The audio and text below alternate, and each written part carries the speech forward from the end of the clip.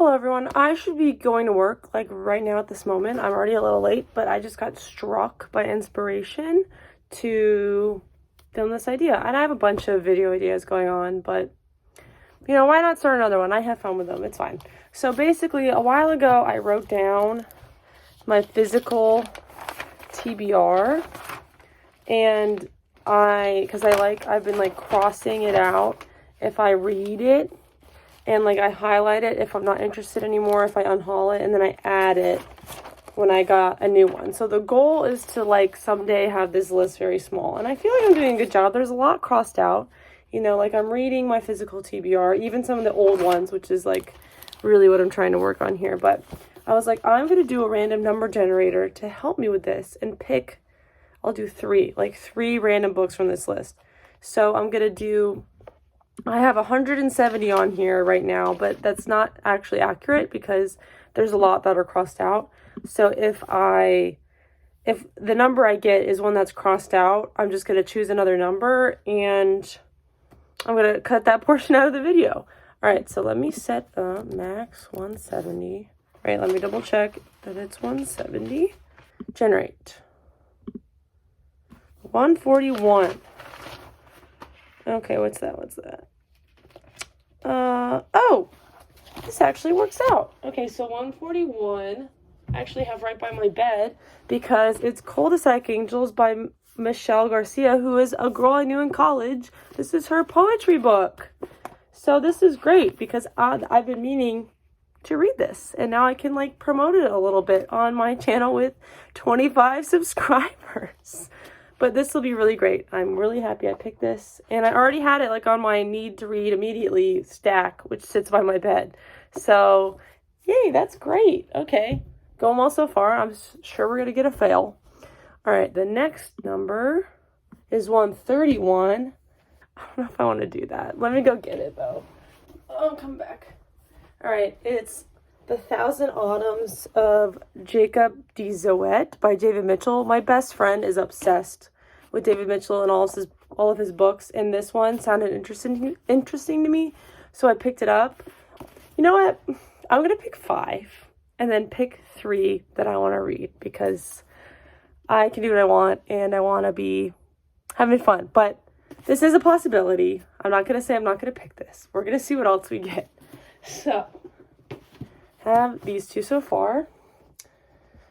139. Why are these all just in the same area? 139, actually, this might be really good. 139 is Chain of Iron by Cassandra Clare, which I need to read so bad. I bought this on the release day like a year and a half ago, or no, I think a year ago. It was like March of last year. And I need to read it so bad. I know it's going to be 5 stars. I know I'm going to love it. I just need to freaking read it. Middle school Claire would be so disappointed in me. All right, let's pick 2 more. 95. I'm doing pretty well. I'm doing ones that aren't crossed out yet. Oh, I'm not going to do that. So I picked Marked in Flesh by Anne Bishop, but I would need to reread the first 3 books, so we're going to skip that one for now. Okay, 34. I've already read. 53. Ooh, this could be a good one. This is Black City by Elizabeth Richards. I don't know if I'm really interested in this anymore. Well, I am interested in it because I kept it for all this time. I bought this a while ago. I think I saw it on booktube or something and it seemed interesting. Pretty sure an angel's in it. That's why I picked it up. And the font is huge, so I could get through it really quickly. So Black City, and then one more. 31. Ooh. All right, it's Incarceron by Catherine Fisher. This is probably one of the oldest books I own. I probably would have unhauled it years ago, but my best friend left me annotated notes in the beginning because I started this book and I had no idea what the fuck was going on. So she had read it and I was like, can you like leave me like fun little notes to understand what the fuck's going on? So she left me notes. So I'm like, oh, I don't want to hang on to it because she left me notes in it. But you know what? Maybe now I'll finally read it. So actually this was a success. I have 5 books to choose from here. I'll probably read 3 of these. We're going to see which ones have audiobooks. Obviously, my friend's book doesn't have an audiobook, but this is a poetry collection, so that should be easy to get through. Then what will probably happen, because I only have time to listen to audiobooks, is I'll see which one of these 4 have audiobooks and listen to them. All right, well, thank you for tagging along with this impromptu idea. Hopefully, I'll get to all of those relatively soon, and I'll check in with you later. Okay, I'm finally picking this book up for this video. These books have been sitting by my bed for months, and I haven't picked them up. It's finally happening.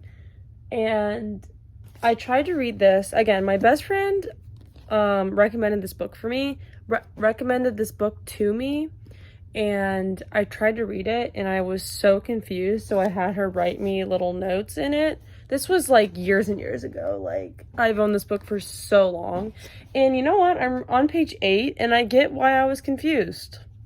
Because I'm now much older, and I've read a lot more books since then, and I'm like, what the fuck is going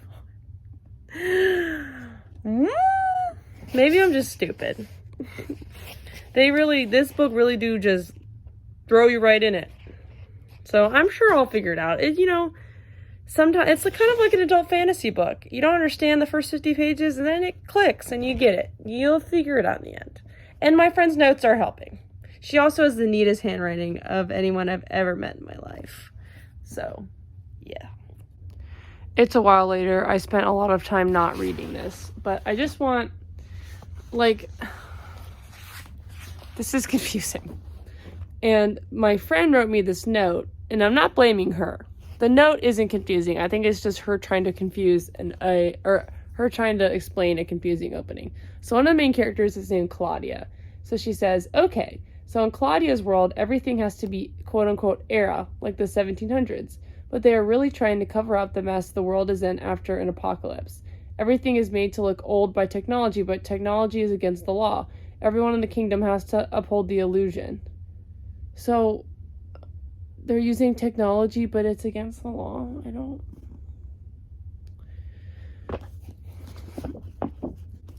I know, maybe I'm just being nitpicky. I guess the point of what I'm trying to say is I understand why I couldn't get into this as I don't want to say child, because I think I was like a teenager when I tried to read this, but I get why I was confused. I should be going to bed, but I'm going to do a time lapse of me reading instead.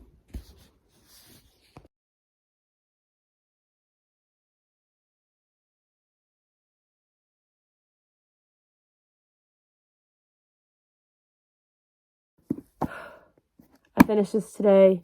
I didn't update you at all. So you're going to get the whole stitch right now. I did not like this. Many apologies to my friend, my best friend who recommended me this and who left me the notes.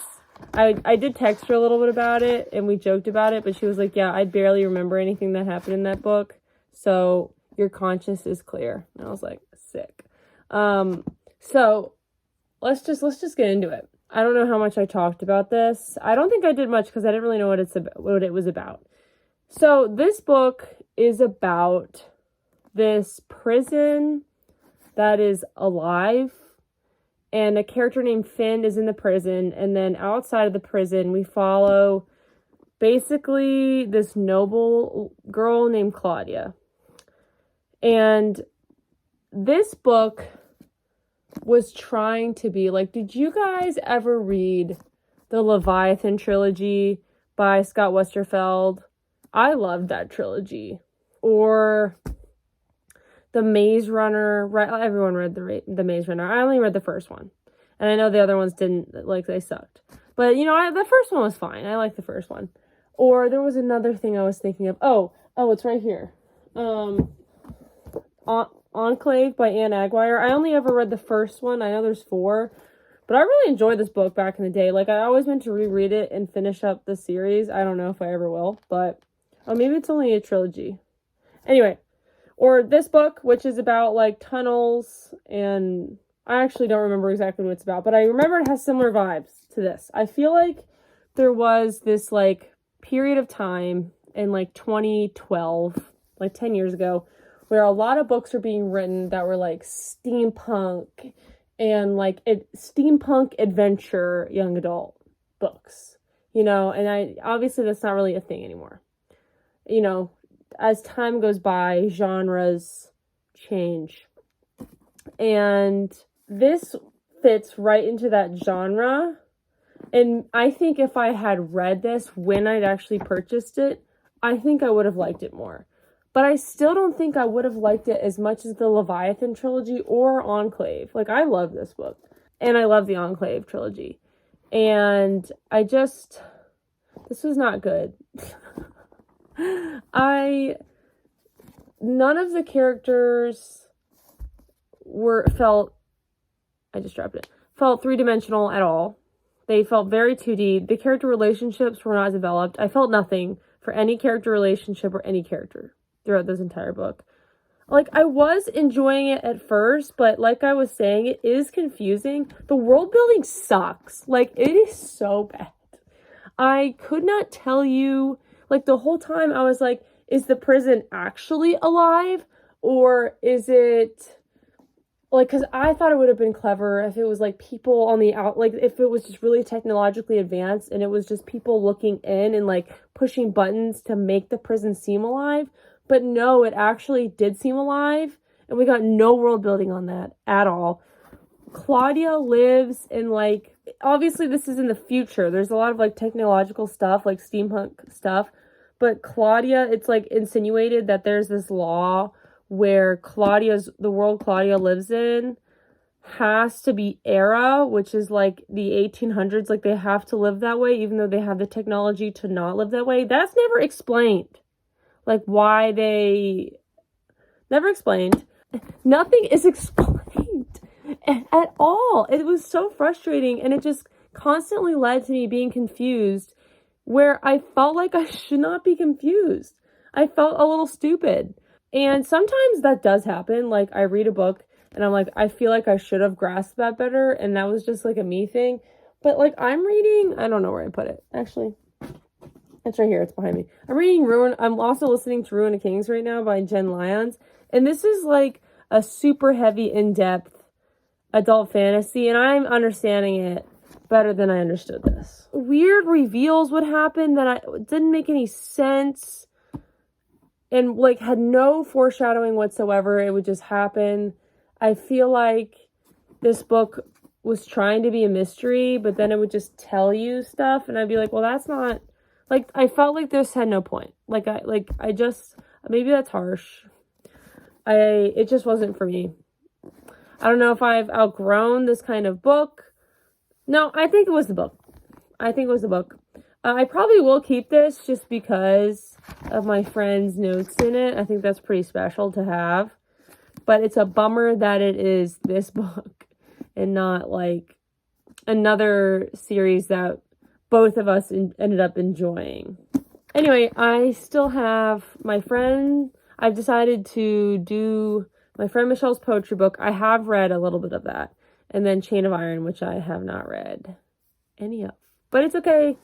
This feels really good, actually, because this is one of the oldest books I have on my TBR. So having finally read it feels pretty dang good. So yeah. Good night. Hello. Okay. I know it's been a very long time since I updated this video, but you know what? I'm committed and I'm finally making some steps toward achieving this little TBR challenge. And I think I'm going to be better about it next time. I think I'm going to film myself picking 3 more tonight so I can kind of get started because I'm almost done with this one. So since I last updated months ago, it's fine. I have read and completed Cul-de-sac Angels by Michelle Emily Garcia, which is the girl I knew in college. This is a poetry collection. I had lots of favorite poems. I underlined lots of stuff. It's more like prose poetry than more vague poetic poetry. Like prose poetry is more story-based, I guess is what I'm trying to say. And other poetry is more vague and language-based, even though this also has very good language, obviously. I'm not a poetry person. I don't know what I'm trying to say. I have written some poetry, but it's not my favorite thing.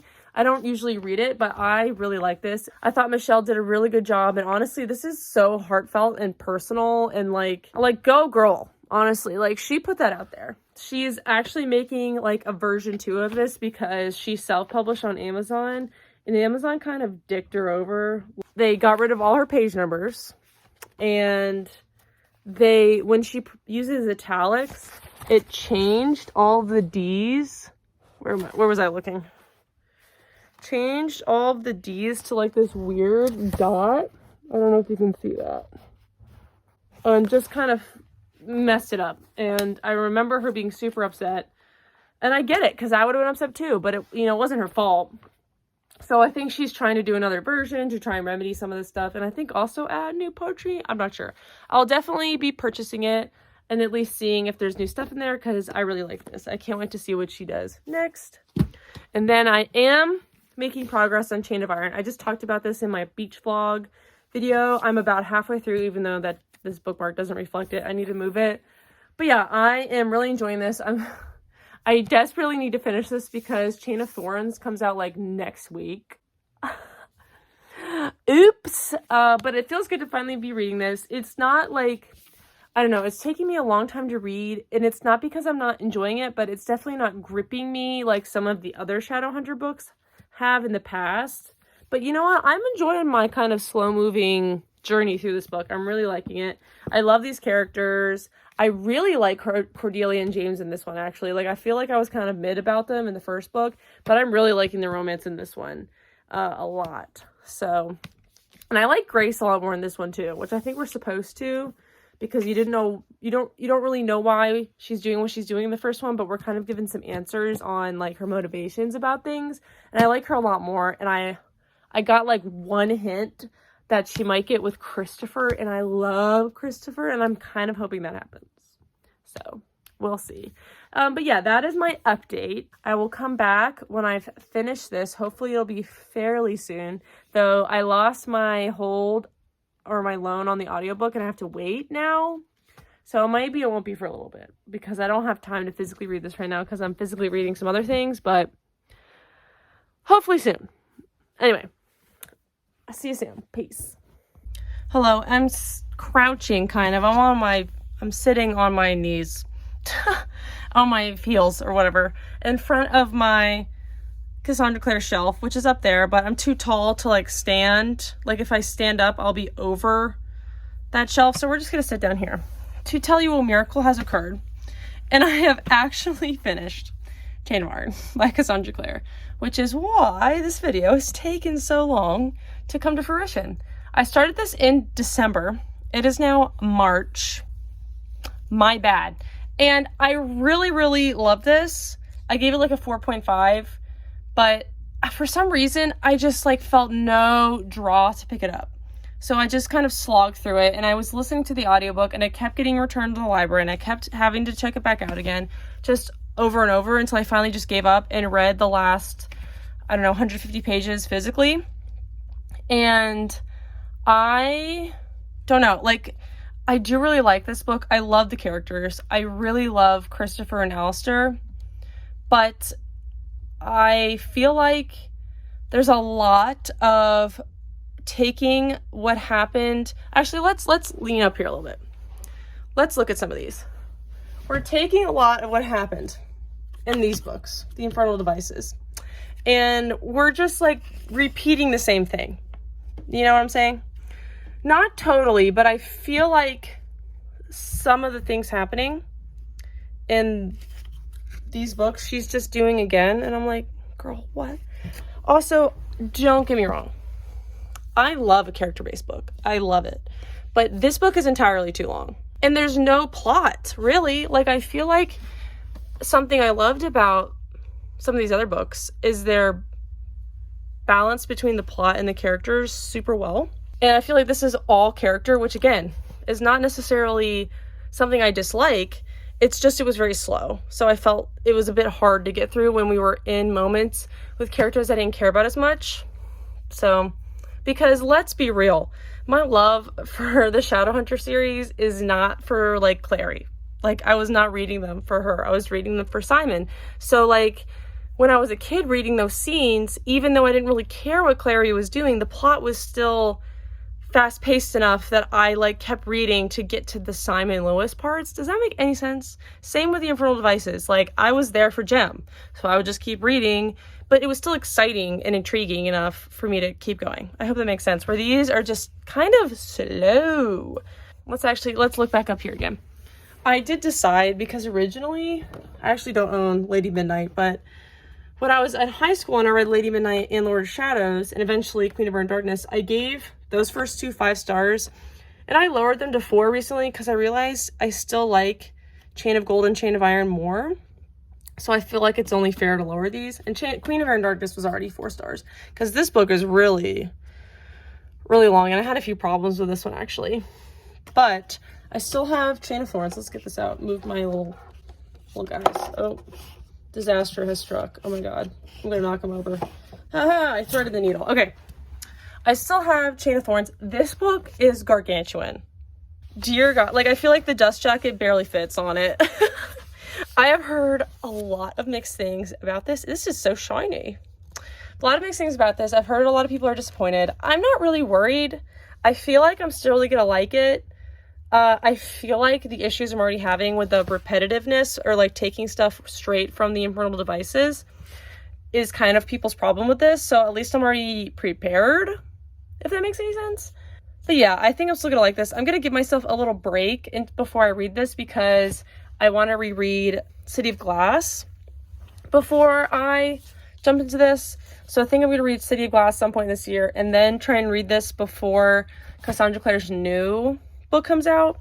But yeah, honestly, I just think that she has just done everything that she can with this world, and that's why she is repeating stuff. And I know that there's a whole other trilogy coming out after this, the Wicked Powers trilogy. I'm hoping, I know that's the last one, which is good. I'm glad she's coming out with this new book. I'll put a picture of it right here. I'm very excited for it. But I'm hoping the Wicked Powers will be different enough because I think there's got to be a lot of focus on Fae. So I'm hoping, excuse me, that it's different enough that it won't feel repetitive like Chain of Iron did a little bit. But anyway, it was still 4.5 stars and I really enjoyed it. And now we have reached the end of this video. Thank God. I actually already pulled 3 other books to do for the next episode of this, and I've started one. So even though this took so long, I still want to push myself to do these because it helps get books off my TBR that I physically own, you know? So it's still good. So yeah, I don't know why I stood up. We're going to sit back down. So yeah, I hope you enjoyed watching, and I'll see you in the next episode. Hopefully that will be not as long as this one took to make. Okay, bye!